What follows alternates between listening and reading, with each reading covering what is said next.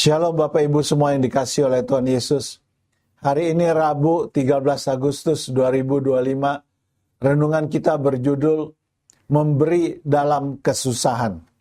Firman Tuhan kami ambil dari 2 Korintus 8 ayat 3 dan 4. Demikian bunyi firman Tuhan.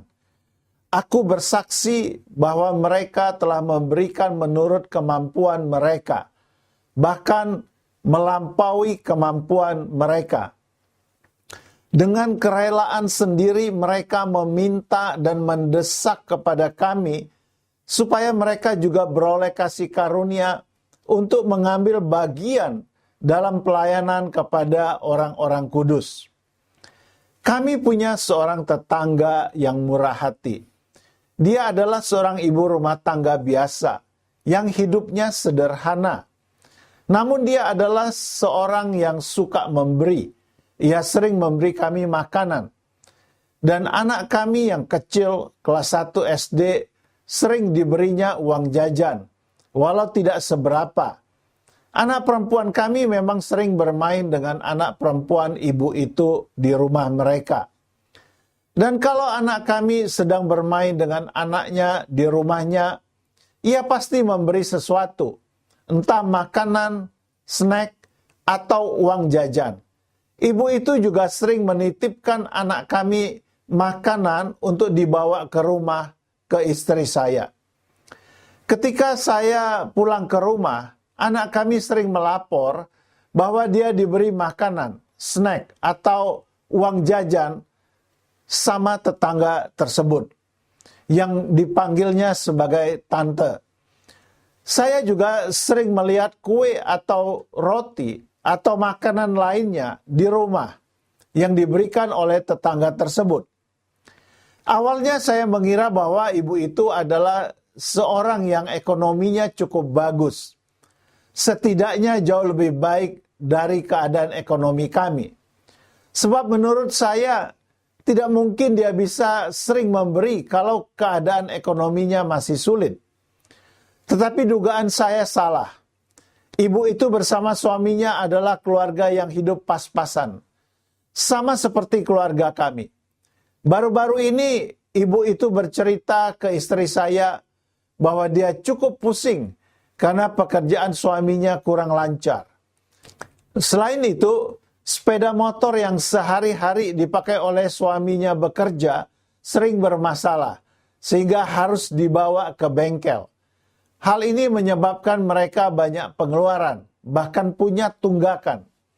Meski demikian, sekalipun ibu itu sedang dalam kesusahan, ia tidak membatalkan niatnya untuk memberi. Ia masih terus memberi uang jajan atau makanan ke anak kami atau ke istri saya. Kisah tetangga ini mengingatkan saya akan keadaan orang Kristen di Makedonia. Rasul Paulus menceritakan bahwa sekalipun orang percaya di Makedonia sedang dalam kesusahan, namun mereka tetap memberi kepada orang lain.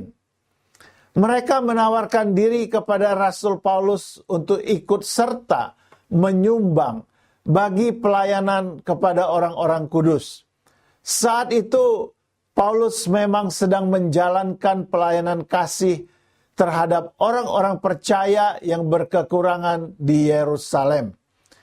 Cerita tentang kemurahan hati orang Makedonia ini dipakai oleh Paulus untuk memotivasi jemaat di Korintus agar berkomitmen dengan janji mereka yang ingin terlibat dalam pelayanan kasih yang dijalankan Paulus.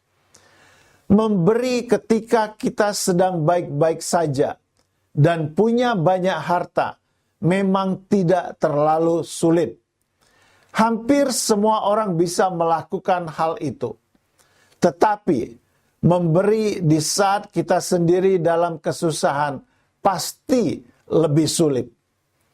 Namun, Tuhan ingin agar kita tetap konsisten di dalam memberi. Terlebih memberi untuk pekerjaan Tuhan. Dalam hal ini, kita patut meneladani jemaat di Makedonia yang tetap ingin membantu pelayanan kepada orang-orang kudus di Yerusalem. Kata-kata bijak hari ini, memberi dalam keadaan mempunyai, itu biasa.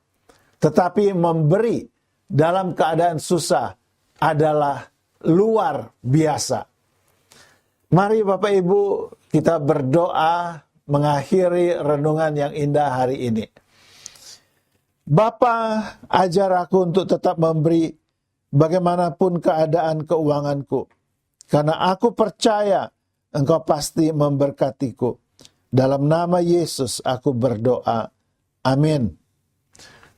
Puji Tuhan, kami berharap renungan hari ini menjadi berkat bagi Bapak Ibu semuanya. Tuhan memberkati Bapak Ibu. Haleluya. Amin.